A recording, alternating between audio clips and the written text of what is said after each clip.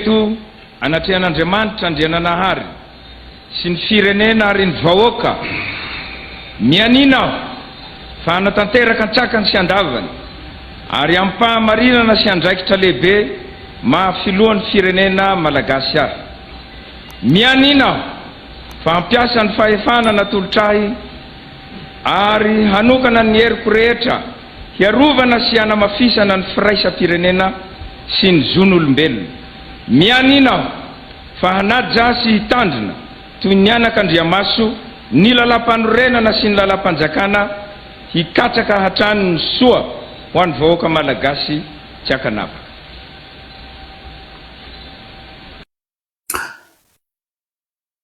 Miarabantsika rehetra amin'ity andro lehibe manatantara eo amin'ny fiainan'ny firenetsika ity. Araky ny efa nolazaiko maly sy androany maraina dia misy live spécial ity. Tsika zany na dia ao anatin'ny fifaliana lehibe ary tena faly tokoa tsika satria andro lehibe anio dia tsy mahazo mandrimandry maninaretina. Il faut toujours être vigilant. Kono zany dia mizara roa ny teny ho teneniko eto. Voalohany aloha teny fiarabana ny filoha mpanjakana vaovao ary ny tapany faharoa ilay afatra fanairana laklosy tiana ho zaraina. Mon président, tsy tentsona mon colonel, faly miarabanao amizao fametrahananao amin'ny fomba ofisialy eo amin'ny toeran'ny filoham-panjakana izao. Andriamanitra ny fiadanana ne hitahanao, hombanao ary indramiko lay teny izay nataon'ny Solomona mpanjaka rehefa no soranao mpanjaka izy andimby an'i Davida hoe inona no angatahanao, fandresena ny fahavalo ve, harena ve sa voninahitra? Dia hoy ny mpanjaka Solomona, tsy angataka voninahitra, tsy angataka rena, tsy angataka fandresena ny fahavalo, fa mangataka fahendrena. Dia namaly azy ilay anjelin'i Jehova hoe satria ianao nangataka fahendrena dia ho azonao daholo ny voninahitra, ny fandresena ny fahavalo ary ny harena. Zany hoe ny tianao lazaina dia hoe miainga avy amin'io fahendrena io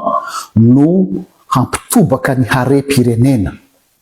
Miankina amin'io fahendrena io no andresetsika ny fahavalo. Miankina amin'io fahendrena io no ahafahantsika manandratra ny voninahitry ny firenetsika. Dikan'izay zany ny lakile sy ny tsiambaratelo ho entinao hanandratana n'ity firenetsika ity dia ny fahendrena. Izay fahendrena zay anefany dia miorina eo amin'ny zavatra maromaro. Ka ho fiarabako anao Andriamatoa Filoha tsy anao teny lavabe aho satria efa betsaka ny arabanao fa ny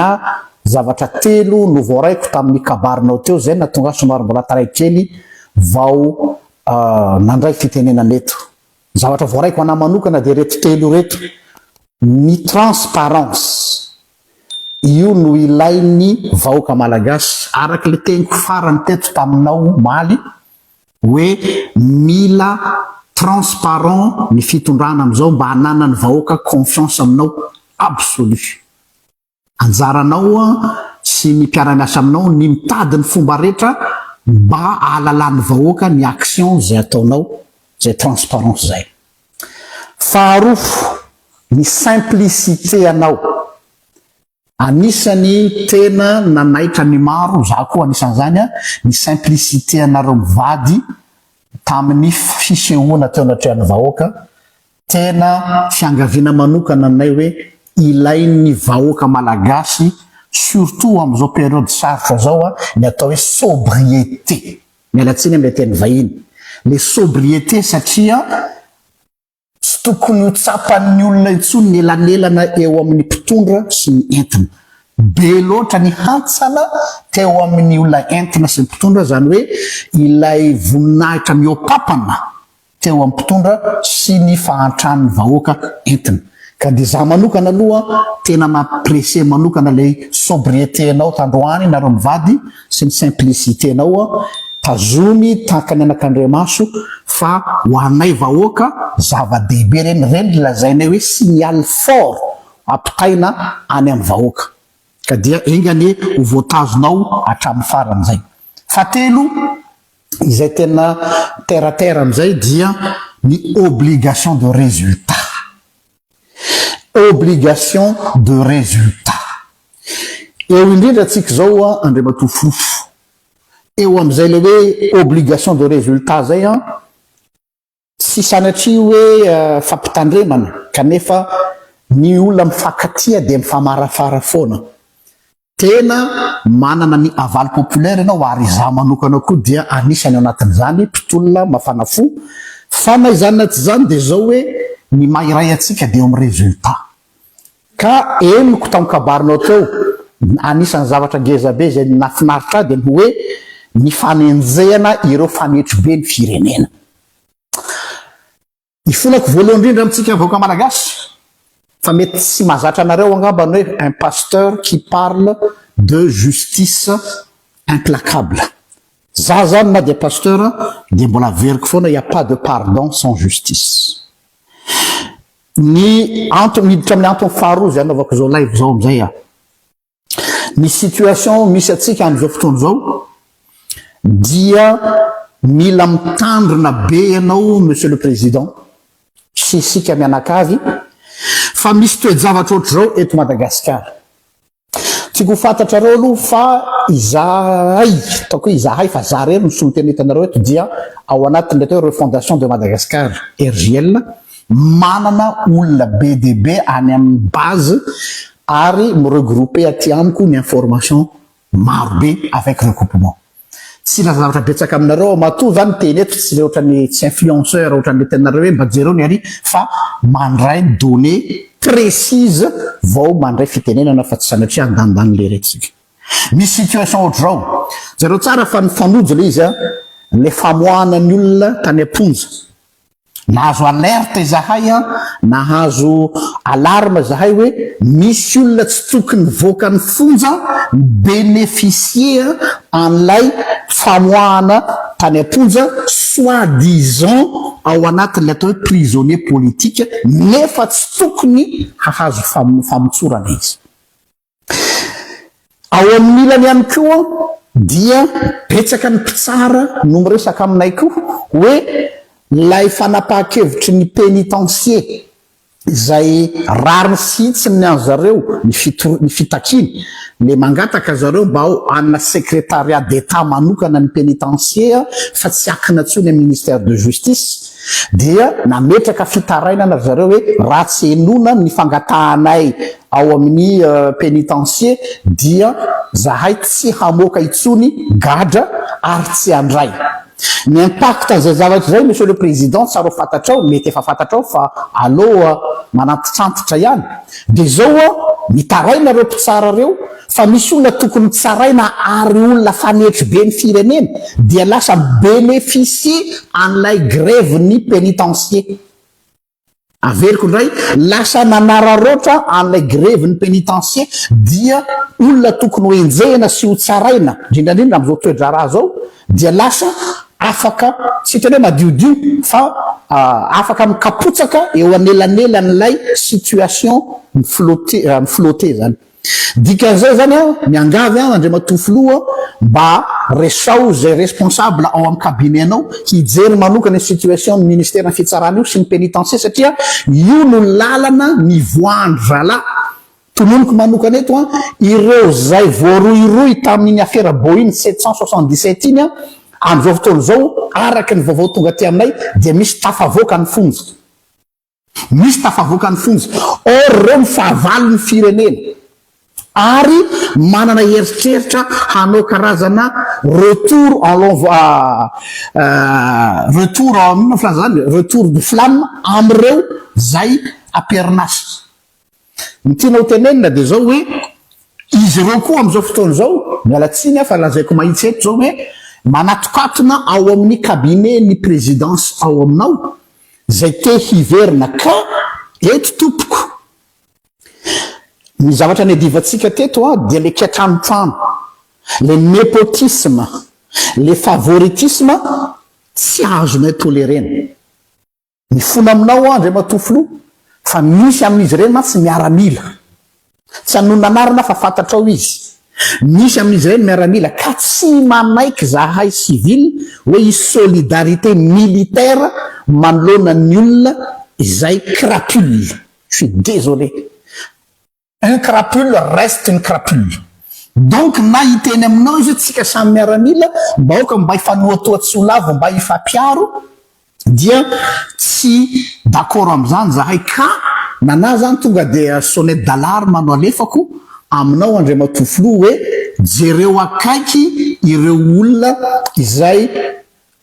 voaroro tamin'io affaire ny Boeing 767 zay lasa manararoatra le système pénitentiaire zay ny grevy dia misy kotaka voaka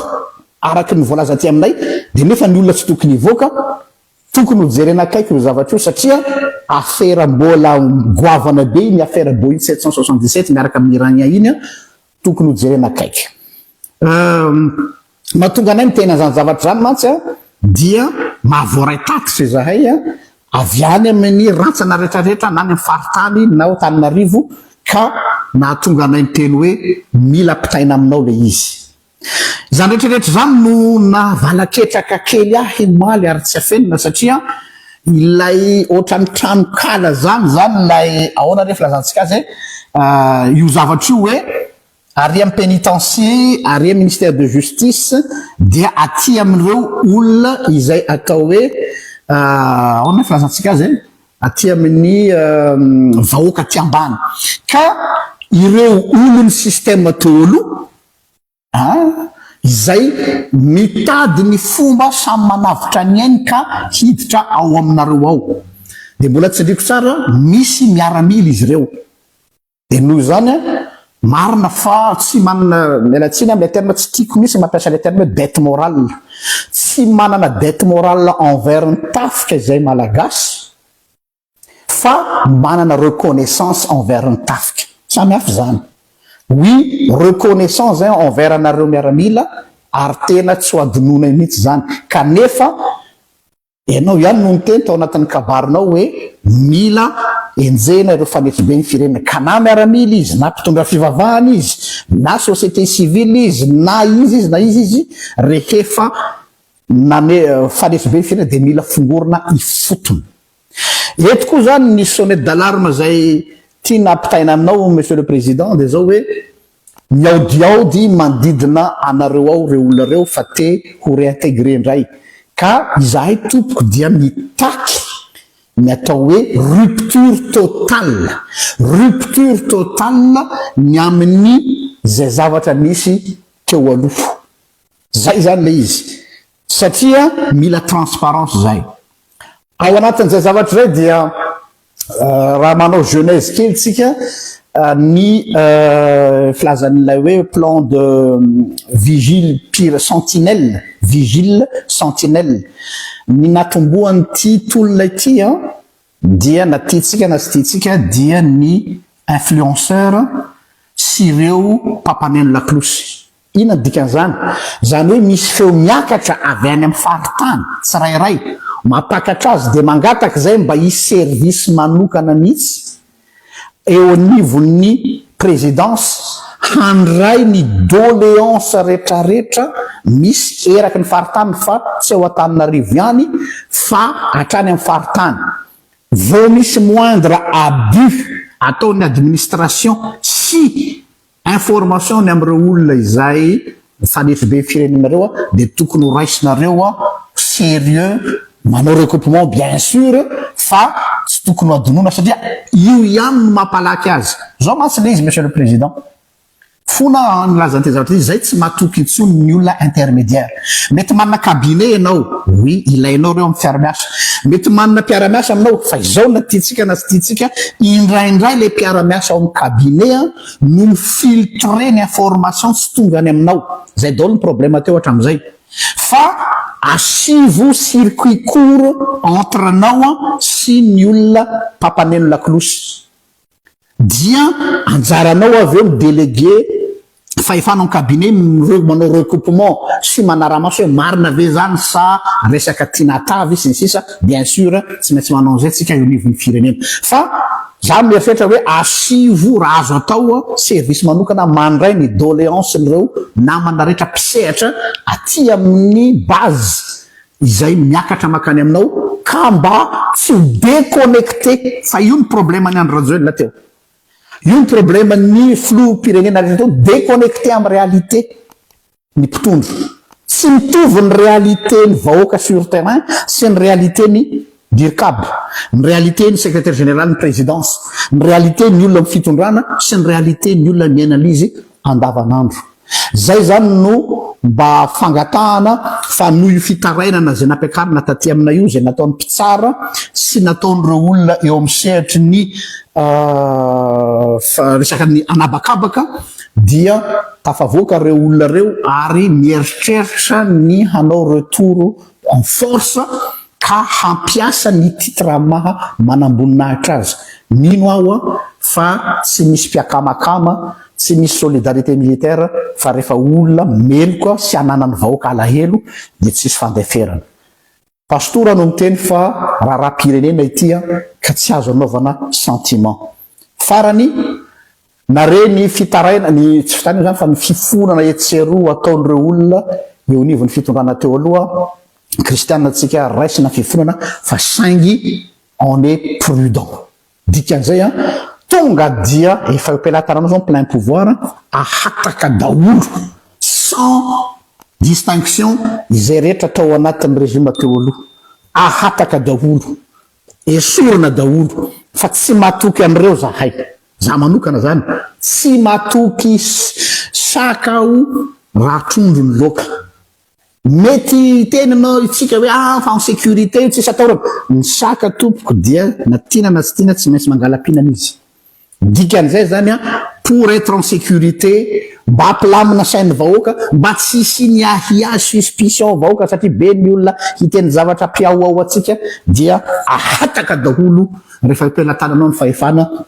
ireo tamin'ny régime rehetra teo aloha na iza izy tsy misy sentiment ty satria aina no arovanao ambadika zany zay no teny fohy sady lava tiako ampitaina aminao monsieur le président dia faly mbola mamerina fiarabananao amin'izay ny fanendrenanao sy fametrananao amin'ny fomba ofisialy eo amin'ny toerana mahafloam-panjakananao zany mbola veriko reto teboka telo reto hoe ny transparence monsieur le président tena ilainay vahoaka ny simplicité anao tazomy aza takalo mihitsy satria eo zao ny blingbling ny fitondrana sy ny voninahitra ary fatelo ny obligation de résultat izahay manome toky fa ifanometanana aminao ho maso ho sofina ary indrindrandrindra manatenao fa tsy ahasorenanao ho vava ihany koa sa miteny ny zavatra tsy mety ho fiarovantsika an'izao révolution zao tsy hoe samy teny fanoerana fa samy teny satria tsy te hanandratsy tsika fa te hanorona firenena vaovao raha ohatra moa ka ilaina ny détail misimisy kokoa satria misy zavatra tsy azo tenenina eto dia afaka manome ny andinidininy momba zay zavatra nolazaina zay sy ny information plus précise makasitraka tompoko samahita in'Andriamanitra raha soatsika rehetra veloma tompoko